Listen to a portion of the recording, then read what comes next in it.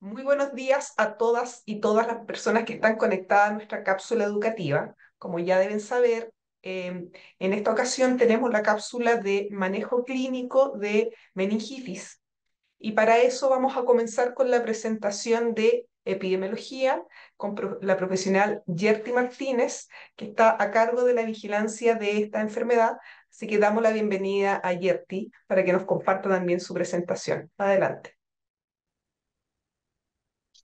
Esta lámina es obtenida de un documento de la OMS del año 2020 y comenzaremos mencionando, ¿cierto?, que la meningitis aún es un problema importante en la salud pública tanto de Chile como del mundo.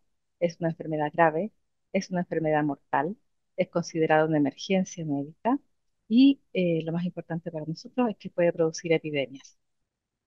¿Ya? Y, perdón. Y la verdad es que aun cuando se da en pequeños grupos la distribución, es sabido, ¿cierto?, que esta distribución es estacional y que además los serogrupos van variando. Bueno, aún existen en el mundo países que tienen incidencias superiores a 100 o a 200 por 100.000, ¿ya? Y esto se produce principalmente en países de África, ¿ya?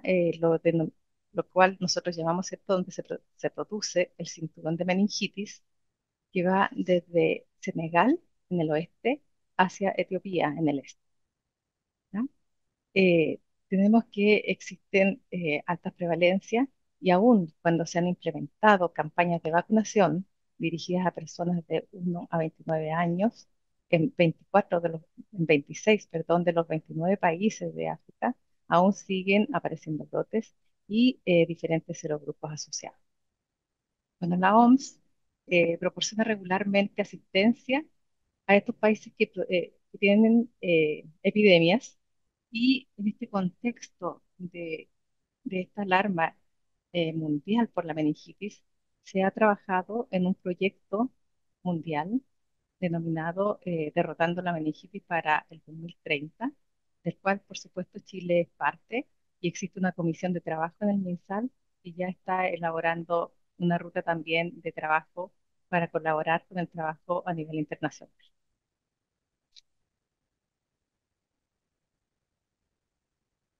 Bueno, aquí vemos una gráfica, esto que muestra la incidencia versus la letalidad en Chile de forma histórica desde el año 1990 al año 2023, semana 37. Y lo importante de acá es que Chile tenía una incidencia relativamente alta, superior a 3, desde el año 2000 hacia atrás, y por razones desconocidas, el año 2000 baja, baja esta incidencia, dejando a Chile como uno de los países de baja endemia, según las definiciones y rangos establecidos por la OMS. Bueno, lo paradójico acá es que esta incidencia bajó, pero la letalidad, es una proporción, ¿cierto? Aumenta eh, impresionantemente, ya triplicando las cifras que había previos al año 2000, ¿ya? Y produciéndose una situación epidemiológica digna de describir, que vamos a ver en la siguiente página, en la siguiente gráfica, ¿cierto? Aquí tenemos la incidencia exclusiva del año 2012 en adelante y vemos que se produce un aumento de casos, ¿ya? Y que luego estos casos descienden, ¿ya? Y que nosotros vemos acá, ¿cierto?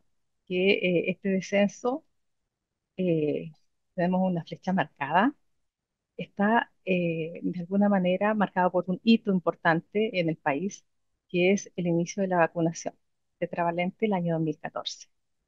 Sin duda, en la incidencia, la pandemia de COVID-19 jugó un hecho importante, tanto así que el año 2020 se tuvieron 6 casos, considerándose un año muy diferente en las tendencias habituales. Bueno, se espera que paulatinamente, en la medida que se vaya desplazando este serogrupo W, que apareció el año 2012, ¿cierto? Y que causó, eh, sin duda, esta diferencia en la letalidad nacional, las tasas de incidencia y letalidad vayan ajustándose a los niveles esperados habitualmente. Aquí vemos en esta gráfica los serogrupos del agente causal, ¿cierto? Que en este caso estamos hablando de meningitis meningocócica, el agente causal es la Neisseria meningitidis, y vemos claramente, ¿cierto?, que el 2012 empieza a tener un importante protagonismo el serogrupo W, alcanzando el año 2014 casi el 70% de la agente causal de meningitis o enfermedad meningocócica. La situación afortunadamente ha ido cambiando y el año 2022 ya vemos que el serogrupo B vuelve a ser protagonista y en lo que va del año 2023 se mantiene esta misma tendencia. Bueno, en esta tabla nosotros vemos la distribución por grupos etarios, tanto de la letalidad como la incidencia de meningitis desde el año 2012 a la semana 37 del 2023. Y lo que podemos ver es que esta enfermedad que afectaba principalmente a niños, desde el 2012 en adelante, ya deja de ser esta situación epidemiológica tan marcada como lo era antes y ahora se distribuye en los diferentes grupos etarios. Y lo vemos aquí marcado en el verde, ¿cierto? Y por supuesto también aumentando la gravedad eh, en las personas adultas mayores, adultos y adultos mayores, con un aumento de la letalidad. Y, ¿cierto? Nosotros hemos alcanzado la letalidad más alta de meningitis el año 2019 con un 32%.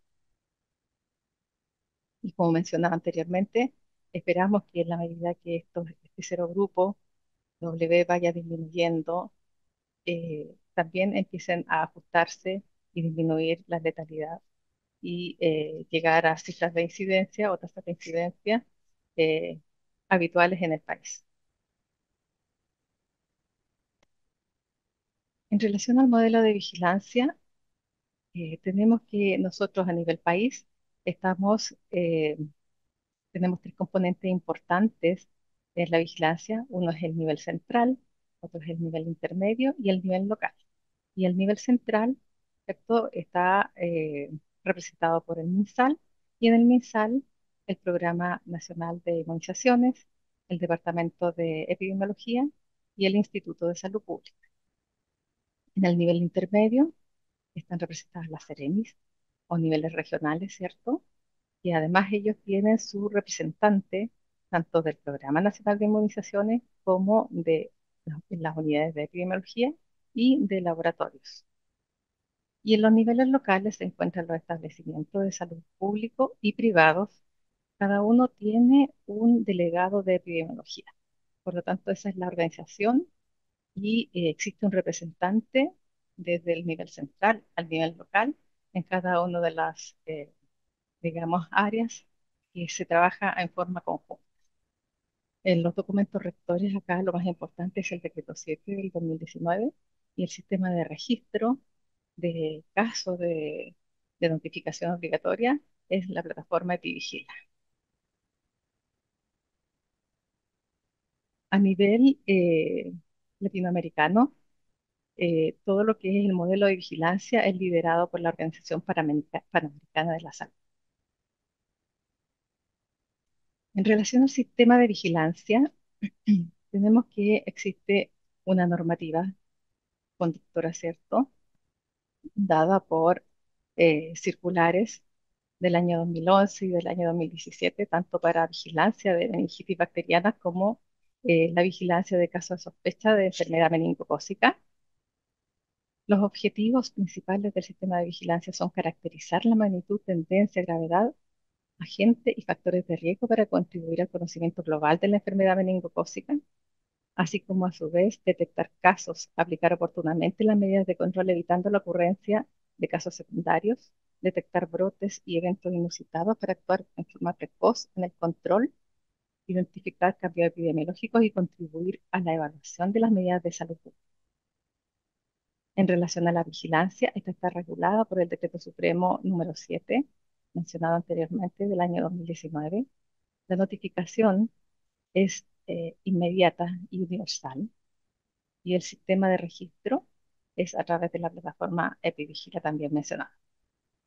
En relación a los flujos de comunicación del sistema de vigilancia, estos son bidireccionales, comienzan en el nivel local, ¿cierto? Cuando el médico realiza la sospecha de meningitis, ¿ya? Y con esta sospecha se inicia inmediatamente la vigilancia, se notifica en forma inmediata, ¿ya? Al nivel regional. El nivel regional, a su vez, notifica a MinSal, se generan los registros, como mencionábamos, en el sistema de Epivigila. Y, por supuesto, algo muy importante, se deben tomar muestras, las cuales se analizan localmente, pero se deben enviar también al ISP, que es nuestro, eh, digamos, institución confirmadora y quien realiza la caracterización y tipificación de los casos. Los componentes de la vigilancia en enfermedad meningocócica son tres. Tenemos el componente clínico, laboratorio y epidemiológico. El componente clínico dado por la pesquisa, que debiera ser lo más oportuna posible. El tratamiento y la notificación de casos. Y el laboratorio, ¿cierto? Que tiene como objetivo identificar el agente etiológico. Y en este caso el Instituto de Salud Pública es quien nos confirma y caracteriza las cepas. Y el epidemiológico, que está dado por todo lo que es la investigación epidemiológica, la entrevista, encuesta, tratamiento y quimioprofilaxia a todos los contactos identificados. Esto debe ser dentro de las primeras 24 horas y extendido, ¿cierto?, hasta 10 días después de la exposición. Y esto todo complementado con una educación con enfoque de riesgo. Algo muy importante para el tema que nos convoca es la definición de caso, porque cada vez que se genera esta sospecha de una meningitis, ¿cierto? Se debe tomar en cuenta que esto se debe hacer en virtud de la definición de caso vigente. Y en este caso nosotros en la circular número 8 podemos encontrar esta definición que, ¿cierto?, corresponde a toda persona de cualquier edad que presente fiebre mayor a 38 o hipotermia de inicio rápido asociado a uno de los siguientes cuadros clínicos. Y esto es lo nuevo en la definición de casos. Se incorporó, ¿cierto?, que cuadros clínicos podrían ser compromiso del estado general, síndrome séptico y los clásicos síndrome meningio y erupción cutánea petequial o purpúrica, también llamado meningococcemia. Bueno, en los casos de la enfermedad invasora, el síndrome séptico puede llevar, ¿cierto?, a una sepsis grave y en caso de los lactantes, se manifiesta por irritabilidad o llanto incontrolable, somnolencia, rechazo alimentario, convulsiones y puede acompañarse de abombamiento de la fontanela anterior. En estos casos, no debe esperarse la presencia de rigidez de nuca o signos meningios para sospechar del diagnóstico. En relación a la quimioprofilaxis de los contactos, eh, empezando, ¿cierto?, por lo que es la definición de contactos, que corresponde a personas de cualquier edad cuya asociación con el individuo enfermo haya sido estrecha como para contraer el agente. Y allí tenemos los casos específicos de dormir bajo el mismo techo, haber compartido espacios comunes con poca ventilación con un paciente por periodos de 4 horas, incluyendo viaje o exposición directa a secreciones respiratorias. Bueno, los medicamentos que se utilizan para la quimioprofilaxis de los contactos son ceftriaxona, rifampicina, eh, ciprofloxacin. Y estos varían, ¿cierto?, si se trata de un paciente adulto o pediátrico y si es pediátrico, dependiendo de su peso.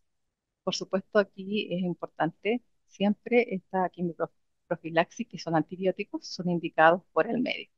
Y esta quimioprofilaxis se debe entregar antes de las 24 horas de notificado el caso. Un alcance importante en lo que es la aplicación de quimioprofilaxis es que el personal de salud que realizó procedimientos de reanimación o que estuvo con el enfermo, ya sea adulto o pediátrico, debe también recibir quimioprofilaxis, sobre todo en casos de que no haya usado adecuadamente los elementos de protección personal.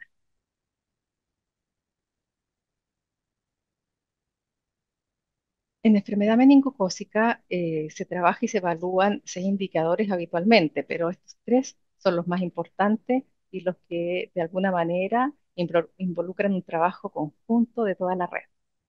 Uno de ellos, ¿cierto?, es la notificación oportuna, que se espera que el 100% de las notificaciones sea dentro de las primeras 24 horas post-hospitalización. La hospitalización oportuna también es otro indicador y ahí se espera que el 95% de los casos sea hospitalizado en las primeras 24 horas post primera consulta. Y el tratamiento oportuno de contactos, que ese lo cumplimos muy bien porque esta es parte del informe del indicador H, ¿cierto? Que también en él trabaja toda la red completa, todas las regiones. Y ahí se espera que el 98% de los contactos reciban quimioprofilaxis dentro de 24 horas a partir de la hospitalización del caso.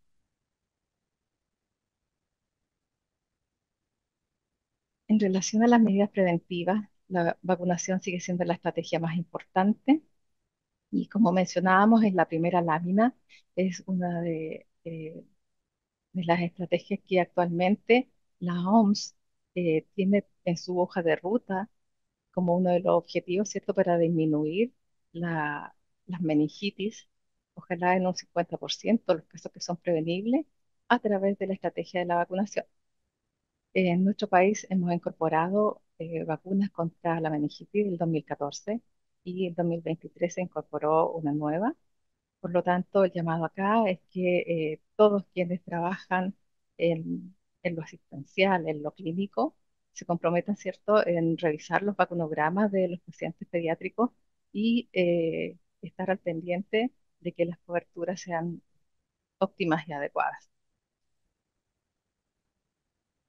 Bueno, la normativa mencionada y algunos informes, eh, boletines, alertas, están publicados en la página web de epidemiología. Por lo tanto, los dejamos invitados a revisar y a visitar el micrositio, eh, dirigiéndose, ¿cierto?, a http://epiminsa.cl, en el cual se encuentra tanto el decreto 7, que lo hemos mencionado varias veces, como las circulares también mencionadas, que son los documentos rectores del sistema de vigilancia epidemiológica. Y eso sería todo. Muchas gracias. Gracias, Yerti, por tu completa presentación. Te pedimos que te quedes hasta el final porque si es que hay preguntas de los asistentes, las pueden hacer llegar a través del chat y al final de las dos presentaciones que tenemos hoy vamos a leer las preguntas para poder aclararlas con nuestros panelistas. Ahora quiero presentar a la doctora Lorena Rodríguez, que ella es médico infectólogo del Hospital San Juan de Dios, quien amablemente accedió a hacernos esta presentación de manejo clínico de meningitis. Dejo con usted a la doctora Rodríguez. Hola, buenos días. Yo soy internista e infectóloga, así que voy a hablar de este tema. Vamos a pasar también un poco lo que ocurre en niños. Y la verdad es que lo mío está enfocado como a todas las meningitis, no solo a la meningocócica, ¿ya? Porque en el fondo uno tiene que actuar frente al paciente con la sospecha de meningitis empíricamente inicialmente y después el manejo específico. Entonces vamos a partir con un caso. Este es un hombre de 19 años que tiene solo antecedentes de rinitis alérgica. Consulta en mayo por un cuadro de cefalea holocrania asociado a fiebre alta, 39, con compromiso cual y cuantitativo de conciencia. Está vigil, pero no obedece órdenes. Si ustedes se fijan en su examen físico, está normotenso, está subfebril, tiene este compromiso cual y cuantitativo de conciencia y tiene rigidez de nuca. Ya en los exámenes generales tiene leucocitosis, PCR alta, el lactato también un poquito elevado. Lo primero que hacen en el servicio de urgencia es que le hacen un escáner. Ya el escáner sale normal, después le hacen una punción lumbar donde se ve un líquido turbio, una glucosa muy baja, proteínas altas, una gran pleocitosis con 90% de polimorfos nucleares y al GRAM no le vieron bacterias. Uno con este líquido piensa al tiro que el paciente tiene una meningitis aguda y probablemente bacteriana, ¿ya? ¿Qué le encontraron al paciente? Esto, ¿ya? Estas son colonias de un agente beta-hemolítico. Le hicieron un examen que se puede adquirir rápidamente, que es el antígeno urinario, el neumococo, que ahí ustedes ven la muestra está positiva. Y en ese momento tenemos disponible un film array, que le voy a explicar bien lo que ustedes acá también ven que se encontró el neumococo, ¿ya? Entonces, esta es una clásica meningitis bacteriana aguda, ¿ya? ¿Qué vamos a ver? Bueno, las principales etiologías infecciosas, vamos a ver cómo se sospecha clínicamente una meningitis, el diagnóstico microbiológico, el tratamiento y algo muy cortito de prevención. ¿Ya? Bueno, corresponde por supuesto a la inflamación de la leptomeninge que tiene múltiples causas y algunas deben manejarse como una emergencia médica, dado su gran mortalidad asociada. ¿Ya? Las etiologías infecciosas más frecuentes son las bacterias y los virus, ¿ya? Los hongos y las tuberculosis en general se ven en un grupo mucho más reducido de los pacientes. Los microorganismos involucrados dependen de varias cosas, de la edad de presentación, si hay comorbilidades, asociación con otras patologías concomitantes, por ejemplo las otitis y las enfermedades por neumococo y por supuesto la inmunosupresión. ¿Ya? La principal causa en pacientes adultos jóvenes es la viral y las bacterianas. La principal es el neumococo y en mayores de 60 empieza a aparecer la listeria, ¿ya? Y la enfermedad por meningococo ha ido cambiando la epidemiología, pero en general en adultos se ve un pic que es el segundo en general alrededor de los 20 años.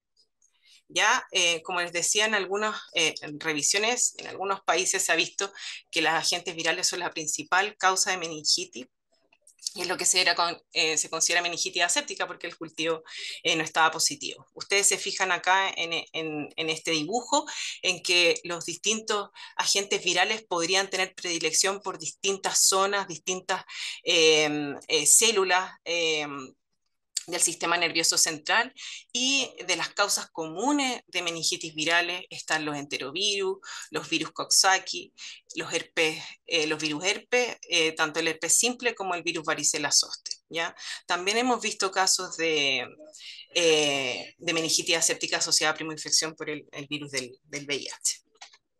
¿Ya? Como les decía, algunas series los representan como la mayor causa de meningitis. Por ejemplo, ustedes ven acá en la lámina de abajo en adultos, donde casi todas son cercanas al 50% o más de los casos de meningitis en distintos países, ¿ya? Y dentro de las causas principales, enterovirus, herpes y virus varicela zoster, ¿ya? En los niños también las podemos ver. Eh, ustedes se fijan, estos que son datos más antiguos, esta que fue en Dinamarca, también asociado a las paperas, ¿ya? Pero los causas más frecuentes de los niños son los enterovirus, ¿ya? Están presentes durante todo el año, pero principalmente en otoño y en verano. ¿Qué es lo que ocurre? Bueno, primero la entrada de los virus, que puede ser por inhalación o por la ruta fecal-oral, que eso es muy frecuente en los niños pequeños. Se produce una primera infección que es respiratoria o gastrointestinal y luego se produce la viremia, ¿ya? La viremia va a llevar a una infección secundaria donde se produce infección de los tejidos linfoides, los plexos coroideos o de las neuronas de las vías periféricas, y con eso se va a producir una inflamación de la barrera hematoencefálica, activación de los distintos, la interleuquina y todo el sistema inmune, y eso va a permitir la entrada hacia el sistema nervioso central y causar las meningitis o meningoencefalitis en algunos casos. En general, la mayoría de estas meningitis virales tienden a ser más benignas en comparación con el meningococo, por ejemplo, de resolución autolimitada, y solamente las asociadas a virus herpes, virus varicela zoster, tienen un tratamiento específico con aciclovir. Las otras, en general, el manejo es sintomático. Con respecto a las bacterianas, bueno, habíamos visto que depende de la edad, y dependiendo de la edad van a ser las distintas causas. Entonces vemos que en la edad neonatal el Streptococcus agalactiae o Streptogrupo B es los más frecuentes. También puede ser la Escherichia coli y la listeria, ¿ya? A los niños mayores de un mes hacia arriba ya empiezan a aparecer el meningococo, el neumococo, y el hemófilus siempre se nombra, pero la verdad es que a partir de la vacunación los casos de hemófilus han caído dramáticamente.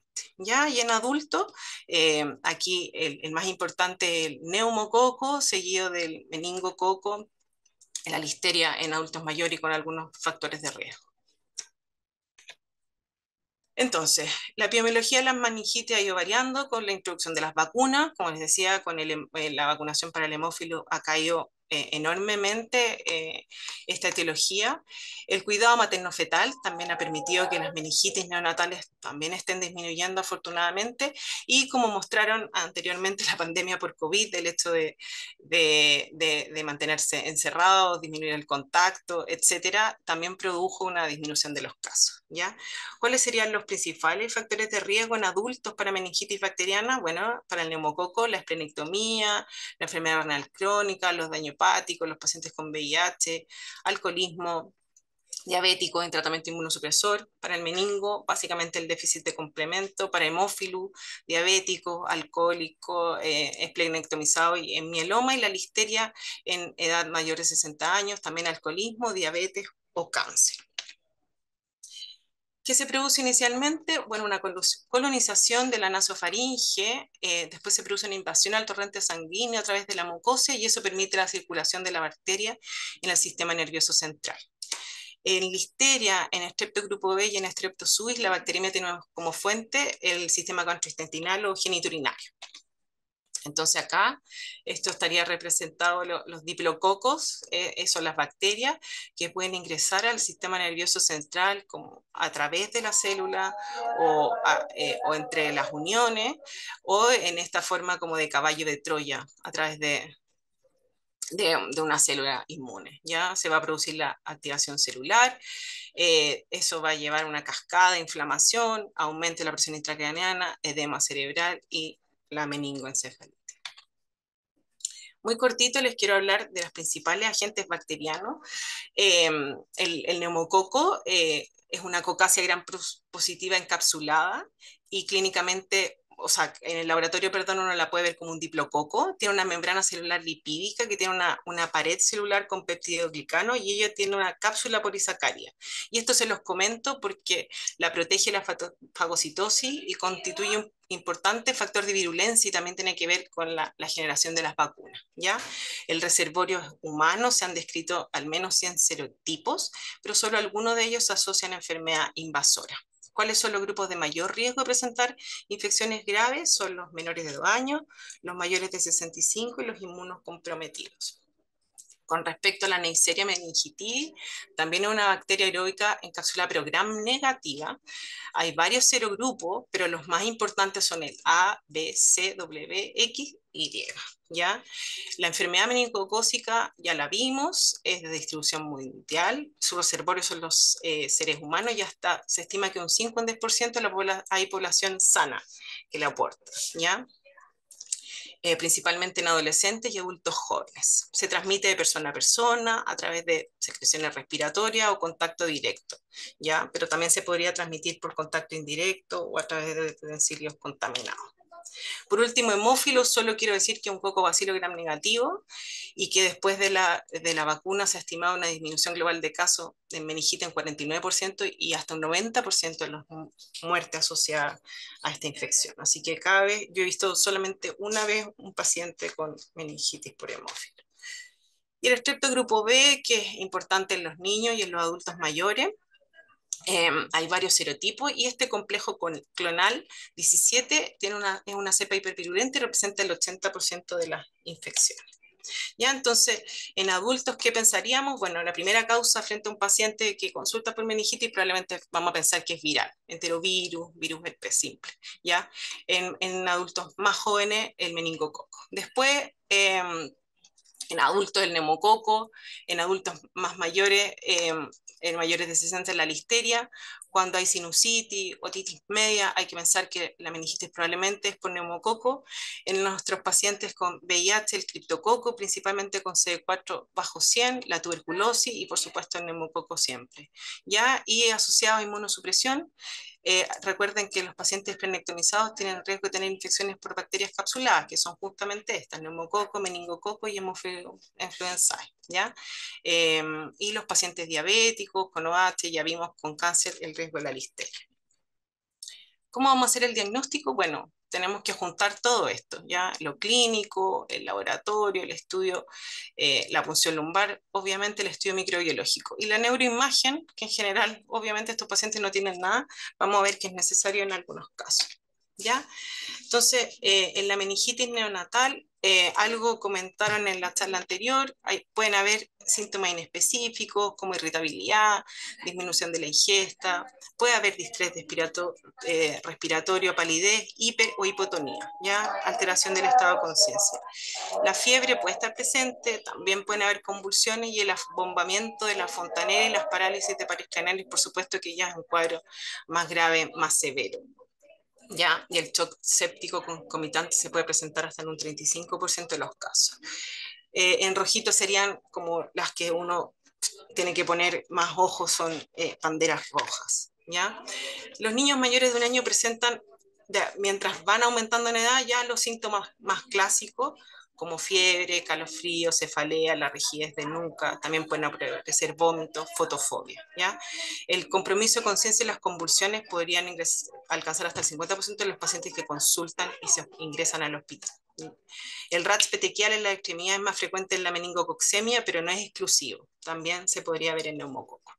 Y ahí aquí ustedes ven en distintos países cuáles fueron los principales síntomas. No en todos están los mismos, por supuesto, pero la fiebre fue un síntoma importante de aparición, los vómitos, el dolor de cabeza, ¿ya? Y acá, por ejemplo, la rigidez de nuca está presente, pero no está descrito en todos. En adultos, la triada de fiebre, rigidez de nuca y alteración de conciencia, que son los típicos cuando uno piensa en una meningitis, podría estar presente en menos del 50% de los casos. Les quiero mostrar esto porque esto fue cuando hubo el brote por el meningo W135 en el año 2012 y se hizo una caracterización clínica.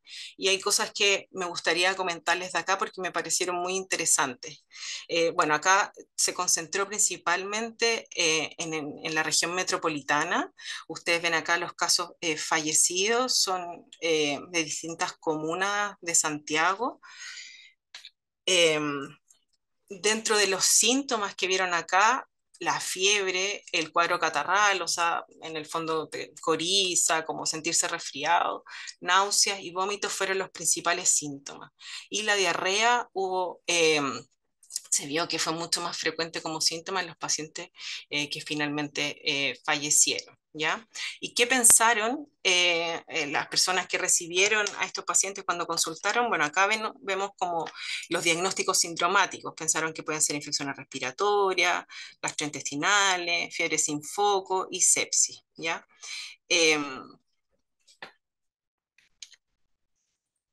Y esto me pareció muy importante porque de los pacientes que consultaron la primera vez, el 46% se hizo una unidad de emergencia en un hospital, ¿ya? Uno se dio a domicilio y falleció. 28% consultaron una atención primaria de urgencia, 4 de ellos se dieron a domicilio y todos ellos fallecieron. Y el 25% consultó en servicios privados, uno de ellos se dio a domicilio y falleció. O sea, esto es súper importante en el sentido de que uno tiene que tener la sospecha diagnóstica, actuar, porque desgraciadamente estos pacientes que se derivaron a su casa les fue muy mal. Cuando los pacientes ya se hospitalizaron, acá están los síntomas y los más importantes en comparación con los pacientes vivos y fallecidos fueron el cuadro catarral, la anorexia, la irritabilidad en los niños pequeños y por supuesto las petequias o púrpura, que hablan de los cuadros más severos. Y ustedes se fijan que este fue un brote donde la principal manifestación fue la meningococcemia. Por eso también tanto cuadros graves y con alta mortalidad. Ya, entonces eso sería la parte clínica. Es muy interesante lo que pasó y esa caracterización que lograron hacer en ese brote. ¿Qué tendríamos que pedirle a un paciente cuando llega con sospecha de meningitis? Bueno, lo básico, hemograma, función renal, pruebas hepáticas, tenemos que tomar glicemia para poder compararla con el de el líquido cefalorraquídeo, marcadores inflamatorios como la PCR, la procalcitonina, idealmente hemocultivos, siempre serología VIH y algunos, como les mostré en mi caso clínico, que uno podría pedir el antígeno urinario en neumococo, que podría ser un estudio rápido para hacer el diagnóstico por este agente, ¿ya? ¿Cuándo habría que hacerle una neuroimagen? Recuerdan, en el caso fue lo primero que le hicieron al paciente, ya antes de la punción lumbar. Está indicado si el paciente presenta signos neurológicos focales, si tiene papiledema, que eso probablemente jamás le estamos haciendo un fondo de ojo a los pacientes, si hay convulsiones, si estas son persistentes, si tiene una escala como el Glasgow menor o igual a 12 y si conocemos que el paciente tiene VIH. Entonces, la punción lumbar, el diagnóstico, o sea, es la indicación fundamental para confirmar el diagnóstico de meningitis y, por supuesto, estudiar las distintas etiologías. Se recomienda realizar durante la primera hora de ingreso al hospital y ojalá previo al inicio antimicrobiano, ¿ya? ¿Cuándo estaría contraindicada una punción lumbar? Bueno, como vimos ya antes, cuando hay una necesidad de hacer una neuroimagen, si hay signos de sepsis severa, si hay compromiso respiratorio o cardiovascular, si el paciente está en tratamiento anticoagulante, antiplaquetario o sabemos que tiene una trombocitopenia, y, o si hay una infección en el sitio donde sería la punción lumbar. Esto es lo clásico que todos conocen. Nosotros tenemos que ver una punción lumbar, cómo está la presión de salida, cuál es el aspecto, ver la glucosa, las proteínas y las células, ¿ya? De acuerdo a eso, uno podría orientar si esta meningitis pareciera bacteriana, viral, por tuberculosis o en algunos casos por hongo. Entonces ustedes ven que en la bacteriana la presión de salida está aumentada, el aspecto es turbio, la glucosa es muy baja, las proteínas aumentadas y las células habitualmente son más de 100 y el predominio es polimorfo nuclear. La diferencia con la viral es que en general la presión de salida es normal, el aspecto es claro, la glucosa puede estar normal, las proteínas normal aumentadas y también las células pueden variar, pero habitualmente es de predominio mononuclear. Cuando un paciente recibió antibióticos, esta punción lumbar, por ejemplo, podría hacerse no tan polimorfo nuclear, sino más mononuclear y ahí no ser tan evidente, ¿ya? La tuberculosis y los hongos en general son cuadros mucho menos frecuentes y son parecidos a los cuadros bacterianos. Este es un trabajo que les quiero mostrar, que fue una cohorte que se hizo en Inglaterra, donde ustedes ven en adultos como las principales causas de meningitis son las virales, el enterovirus, los virus herpes, el virus varicela zoster, y de las bacterianas, el neumococo, el meningococo. Y en este estudio se vio eh, eh, cuando se hizo la punción lumbar. Y ahí ustedes ven cómo acá entre 0 y 4 horas, un porcentaje como del 30%, el 40%. No, perdón, estos son los patógenos detectados. Esto, claro, un porcentaje, pero no el ideal, digamos. O sea, la mayoría de las punciones lumbares ocurren entre 4 y 8 horas. Lo que está acá era cuando se detectaron el porcentaje de detección de los virus y de las bacterias, ¿ya? Entonces ustedes ven cómo aquí hasta más de un día pasa entre que el paciente llega, se sospecha una meningitis y realmente se logra hacer la punción lumbar. El diagnóstico microbiológico, bueno, con solo el gram uno puede sospecharlo. Entonces, si en el gram informan diplococo, gram positivo, uno va a pensar que el paciente tiene un neumococo. Si informa diplococos gram negativo, vamos a pensar que tiene un meningococo. El coco bacilogram negativo, el hemófilos, como les digo, ya es muy infrecuente, y cuando hay bacilogram positivo, uno piensa en la listeria. Durante los últimos meses hemos tenido varias listeriosas. Después estarían los cultivos, que es muy importante porque permite la identificación y la susceptibilidad de las bacterias. También podemos hacer cultivo de hongo, cultivo de Koch, lo les mostré, pero también hay un examen directo que se puede hacer, que es la tinta china, donde uno también puede ver las levaduras. ¿Ya? Las PCR, bueno, se pueden hacer en sangre de neumococo y de meningococo. Nosotros, desgraciadamente, no las tenemos disponibles. Y en el líquido cefalorraquídeo podemos hacer hartas cosas. Podemos hacer paneles neuroinfecciosos, el film array. Hay una vigilancia en cultivos negativos que se manda al ISP, y por supuesto en la búsqueda de tuberculosis podemos hacer un GeneXpert. Entonces aquí les voy a mostrar el panel neuroinfeccioso, que es una PCR multiplex viral, donde se busca Epstein-Barr, citomegalovirus, adenovirus, herpes 1, 2, varicela zoster, enterovirus, paracovirus, parvovirus B19, virus herpes 6 y 7, ¿ya? Entonces, todo esto se busca en una meningitis.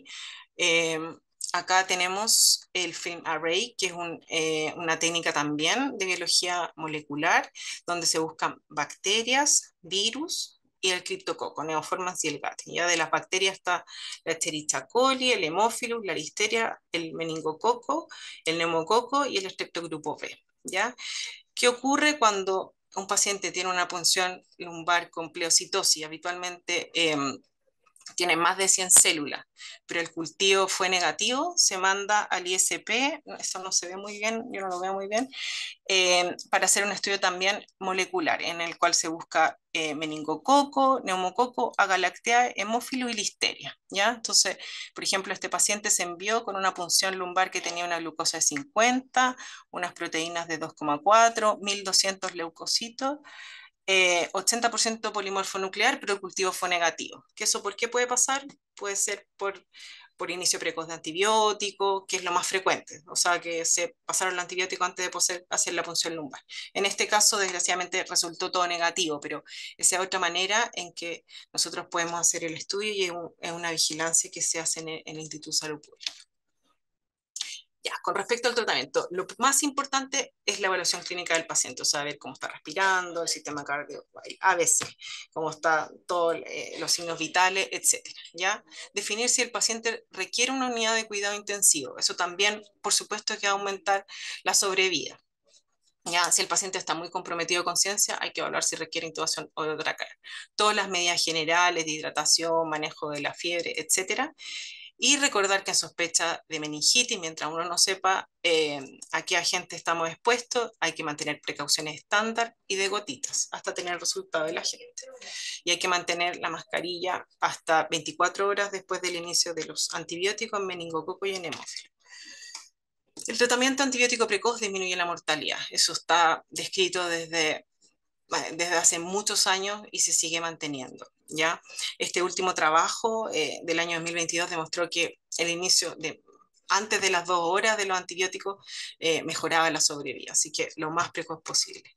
En pacientes con shock séptico o RAS progresivo, tomamos hemocultivo y iniciamos antibióticos. No es necesario ir a que la PL, que nos vamos a demorar. Si el paciente se ve grave, tomamos los hemos nada más y partimos al tiro. ¿Ya?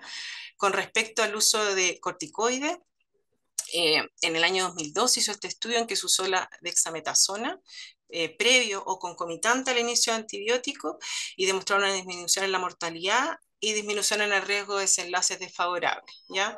En revisiones más modernas se ha visto que no es tan clara la disminución de la mortalidad, excepto en neumococo, que sí hubo cierta diferencia, pero sí en las secuelas neurológicas y en la hipoacusia.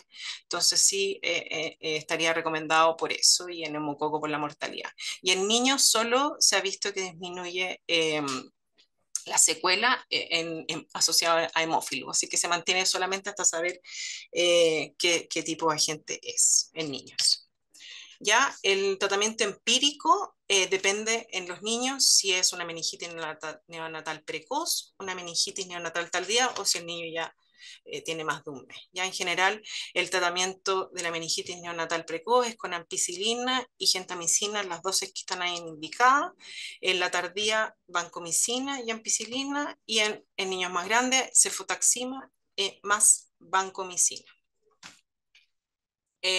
Los tratamientos específicos cuando se sospecha una cuando se confirma una estreptogalactiae es penicilina magenta.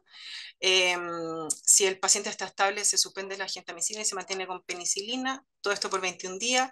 Cuando es por listeria, es ampicilina cada 6 horas, también por 21 días. Neumococo, cefotaxima más banco, 10 a 14 días. En meningococo, cefotaxima por 5 a 7 días. En hemófilus, cefotaxima por 7 a 7 días. Y en Escherichia coli u otros bacilos gram negativos, cefotaxima también por un periodo prolongado. En adultos, yo lo hice como un cuadro. Si el paciente está con signos de shock o si severa, hay que tomar hemocultivos y iniciar antibióticos. ¿Ya? Probablemente, si estamos sospechando, si está así, es que es bacteriana y le vamos a dar ceftriaxona más dexametasona. ¿Ya? Si el paciente no tiene signos de shock o sepsis severa, debemos hacer una punción lumbar. Y de acuerdo a la punción lumbar, uno sospechará si la meningitis es más bacteriana o viral. Si es bacteriana, pero el paciente tiene más de 60 años, tiene algunos factores de riesgo, le agregamos ampicilina. Todo esto en espera de que idealmente vamos a tener un resultado microbiológico y vamos a poder ajustar el tratamiento.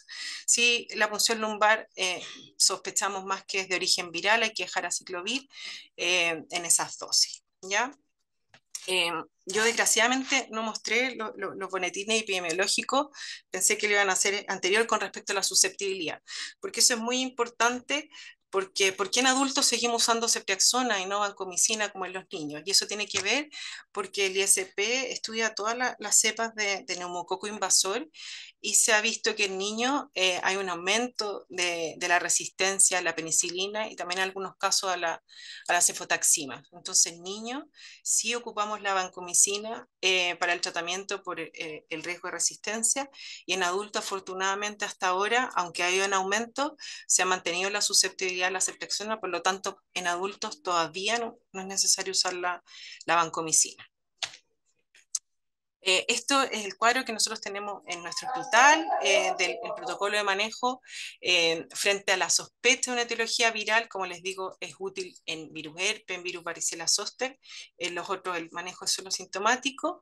Ahí están las dosis. En bacteriana, la ceftriaxona la ampicilina cuando pensamos que hay listeria. Cuando hay alergia a la penicilina, ahí debemos dejar vancomicina en neumococo o meropenem en hemófilus, listeria y meningococo, ¿ya? Y hay que usar los corticoides. Y en los hongos, que habitualmente se lo vemos casi exclusivamente en los pacientes VIH, usamos anfotericina. Con respecto a la prevención, hay vacunas disponibles. Acá se habló previamente de las del meningococo, pero bueno, ustedes acaban de ver que hay otros agentes, el hemófilus, tenemos vacuna, el neumococo para varicela zoster y trivírica, ¿ya? La quimioprofilaxis que ya se comentó y las precauciones de gotitas cuando el paciente ya consulta. Entonces, con respecto a las vacunas, tenemos las vacunas conjugadas. Acá se está usando esta última, la Prevenar 13, que incluye todos estos serotipos. Últimamente los serotipos que más han circulado han sido el 19A y el 19F, y también tenemos disponible la vacuna por isacaria, ¿ya? La Neumo 23. Con respecto a las de meningococo, están las tetravalentes, ya que habitualmente incluyen los serotipos A, C, W, Y, y también está disponible, no en el programa nacional, pero sí para usarla de manera particular, si se puede decir, la Vexero, que tiene el serotipo B, ¿ya? Y para hemófilus influenza también se incluye en el calendario la vacuna y como les digo ya prácticamente no se ve. A modo de conclusión, bueno, la sospecha de meningitis aguda requiere un manejo rápido y oportuno.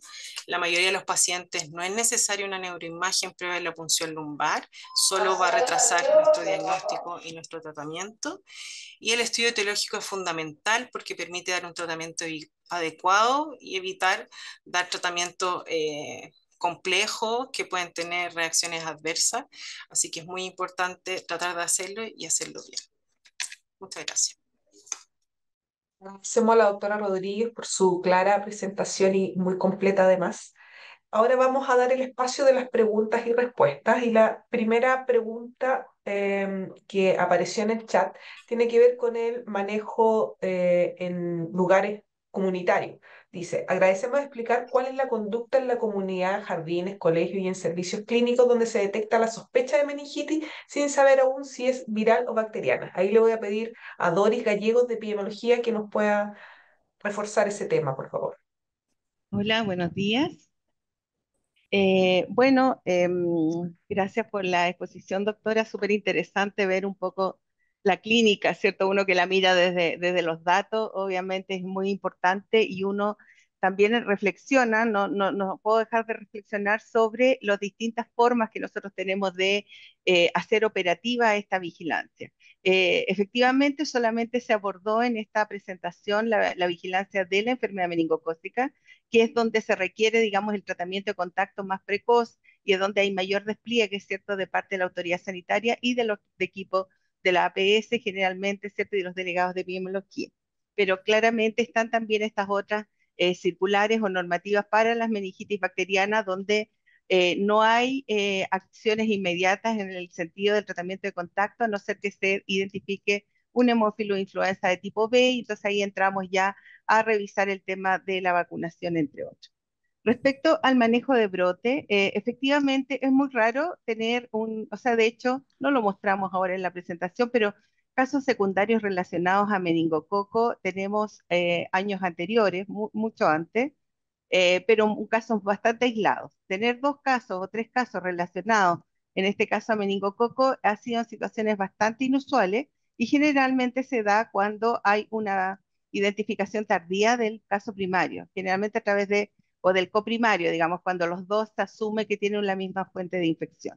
No, uno no espera en las meningitis bacterianas que existan estos grandes brotes. Sin embargo, en enterovirus o en meningitis virales sí.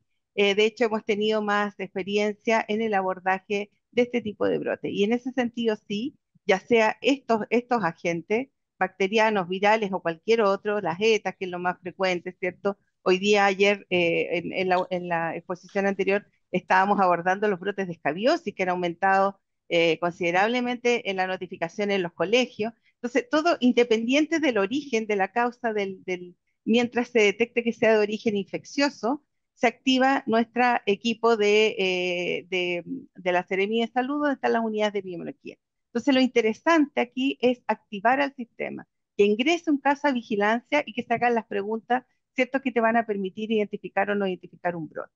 Idealmente, si el médico detecta la urgencia, el caso y ve casos similares, ¿cierto? Y tienen nexo entre ellos, es decir, vienen del mismo jardín o vienen del mismo colegio, lo urgente es avisar al delegado, que el delegado es el vínculo del establecimiento con la Seremía de Salud, ¿cierto? Para que rápidamente active la autoridad sanitaria y se genere la investigación correspondiente. Y en el caso de tratar o no tratar, obviamente eso es resorte médico, por eso cuando Jeff hizo la presentación mostró los pilares de la vigilancia. Acá dependemos, ¿cierto?, del componente médico, que es el quien notifica los casos. Frente a la sospecha, ojo, que el decreto 7 no dice caso confirmado, o sea, frente a la sospecha usted notifique. El laboratorio, ¿cierto? Inmediatamente, y la doctora mostró datos muy interesantes de cuánto se demoran en las PL cuando son clásicos, los clásicos meningitis, pero con la W, ¿cierto? Yerti les mostró que sí hubo un cambio tanto en la epidemiología como en la clínica de la enfermedad, y eso también nos obligó a cambiar y ampliar la definición de caso. Entonces, de esos parámetros es lo que dependemos para el tratamiento. Cuando estamos específicamente frente a casos de enfermedad meningocócica, es el médico quien nos autoriza tratar o no. O sea, si él dice, tengo la sospecha o no descarto que sea una enfermedad meningocócica, automáticamente la sospecha genera el tratamiento de los contactos. Y esa es la forma en general.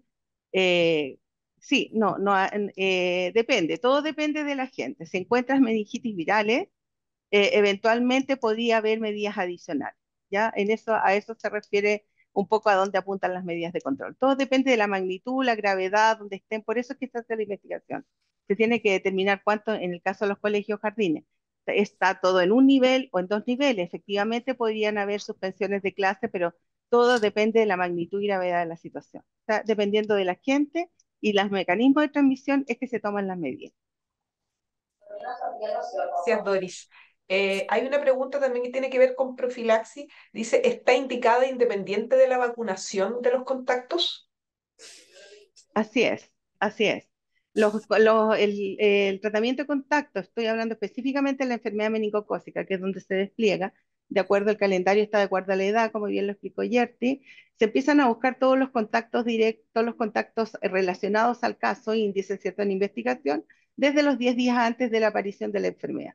¿Ya? Y se aplica, y nosotros de hecho tenemos asociado un indicador de gestión que tenemos que llegar a aplicar eso a 24 horas, y seguramente esa oportunidad en la acción también nos ha favorecido no tener casos secundarios relacionados en el entorno familiar, ¿cierto?, donde aparecen estos casos. La doctora habló también, puso números de la aportación en la población, habló de 10%, yo tenía datos que eran mucho mayor, sobre el 20%, y en situación de brote, cuando esto se genera brote, de hecho se han descrito brotes en personal uniformado, ahí hay como, pero nosotros afortunadamente no hemos tenido casos, situaciones importantes en el país.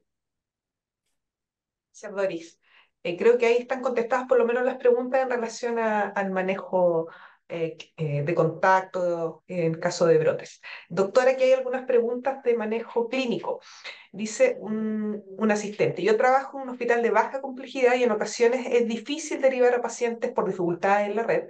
Una vez realizada la sospecha clínica en un paciente estable, ¿cuánto tiempo es recomendable esperar como máximo para la PL cuando es requerida antes del inicio del tratamiento antibiótico?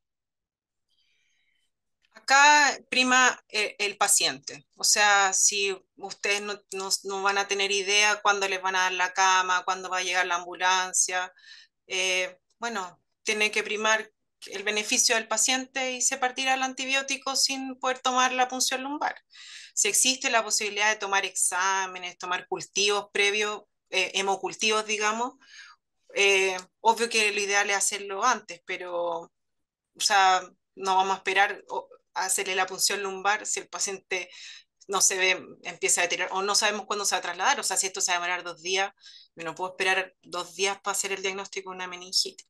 Y por supuesto, si el paciente está grave, eso sí o sí tiene que hacer que nos movamos y que el paciente se tenga que trasladar, y ahí el inicio de antibióticos, de todo el manejo, esos pacientes llegan sépticos, llegan mal, o sea, hay que actuar en este brote. Como les decía, ese artículo es súper interesante porque hubo personas que murieron en el servicio de urgencia, no lograron ni siquiera hospitalizarse la gravedad. ¿Ya? Entonces, acá el manejo, lo importante es hacer un diagnóstico, la sospecha clínica, y siempre el beneficio para el paciente. O sea, si no sabemos cuándo se va a poder trasladar, bueno, habrá que partirle el tratamiento. Aquí tenemos creo que la última pregunta y dice, ¿en qué microorganismos es necesario tener una PL de control para objetivar la esterilidad del líquido? En general lo hacemos solo en criptococo. Buscamos que el líquido ya no tenga el cultivo negativo porque permite pasar de una fase de inducción, que siempre es con anfotericina, a la fase de mantención, que ya es con fluconazol oral y que el paciente se puede ir de alta. En general, todas las otras se tratan por tiempo. Obviamente depende del cuadro. En una meningococcemia, si el paciente está grave y todo, quizás no van a ser 5 días, quizás se va a mantener un poco más, o frente a la sospecha de complicaciones. O sea, si el paciente hace un absceso cerebral y todo, yo no lo voy a tratar 10 días, probablemente voy a prolongar el tratamiento antibiótico, pero en el único que buscamos que se haya resuelto en el criptococo. En todo lo demás es la evolución clínica, lo que te dice si uno completa los días más o menos establecidos de lo que se hace. Muchas gracias, doctora, por su aclaración y respuesta. Y ya con esta última pregunta damos por cerrada esta cápsula educativa.